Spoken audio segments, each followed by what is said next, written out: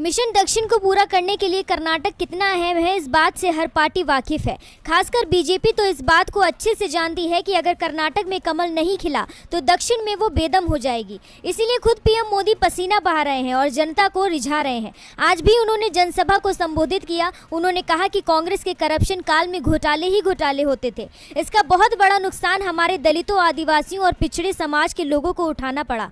कांग्रेस बस मोदी को गाली देने का काम कर रही है। जो भी दलितों और पिछड़ों के लिए काम करता है, कांग्रेस उससे नफरत करती है। अब जब पीएम मोदी कांग्रेस को खरी खरी सुनाएंगे तो भला प्रियंका गांधी कैसे चुप बैठेंगी। उन्होंने भी रैली से बीजेपी को ललकारा और कहा कि कर्नाटक में अब की बार बीजेपी की सरकार नहीं आएगी, क्योंकि सत्तारूढ़ पार्टी ने जनता से धोखेबाजी की है। इसी के साथ ही पार्टी महासचिव ने लंबा रोड शो निकालकर हाथ की ताकत का एहसास भी कराया। वहीं दूसरी तरफ पार्टी के अन्य नेता भी जीत का दावा कर रहे हैं। प्रियंका और खड़गे ने कहा कि कर्नाटक की सत्ता में कांग्रेस ही काबिज होगी। उन्होंने कहा कि पार्टी का उद्देश्य निवेश और रोजगार के अवसर पैदा करने के मामले में राज्य के गौरव को वापस लाना है। उन्होंने कहा कि ठेकेदार संघ और बहुत सारे बीजेपी विधायकों और मंत्रियों ने स्वयं पार्टियों के प्रदर्शन का मूल्यांकन किया है। इसीलिए खराब प्रदर्शन के कारण बीजेपी का इस बार सफाया हो सकता है। अब कांग्रेस तो बीजेपी की हार की भविष्यवाणी कर ही रही है, लेकिन देखना होगा कि क्या जनता इस पर मुहर लगाती है या नहीं।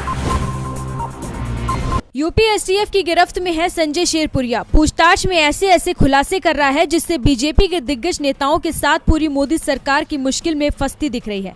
हालात ये हो गया है कि महाठग की गिरफ्तारी का श्रेय भी यूपी सरकार लेने को तैयार नहीं दिख रही है, तो मोदी सरकार पूरी तरह से बैकफुट पर आ गई है। यूपी एसटीएफ ने शेरपुरिया से 3 मोबाइल फोन बरामद किए हैं, जिसमें 2 एप्पल के और 1 सैमसंग का है। शेरपुरिया ने मार्च और अप्रैल की कई चैट डिलीट कर दी है। अब यूपी एसटीएफ इन चैट को रिकवर करने की कोशिश कर रही है।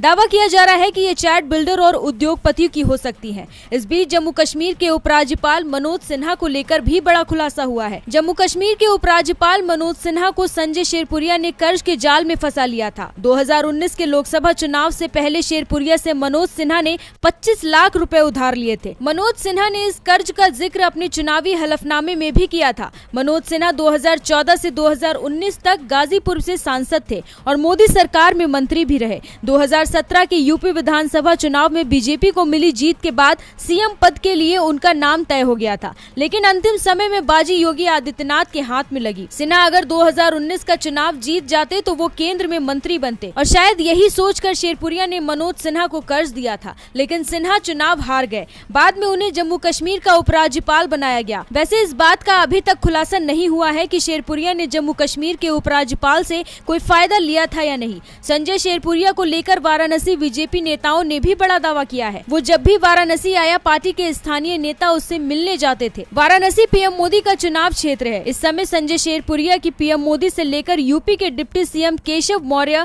केंद्रीय मंत्री अनुराग ठाकुर, आरएसएस चीफ मोहन भागवत समेत कई प्रभावशाली नेताओं, दिग्गजों के साथ तस्वीरें सोशल मीडिया पर वायरल हो रही हैं।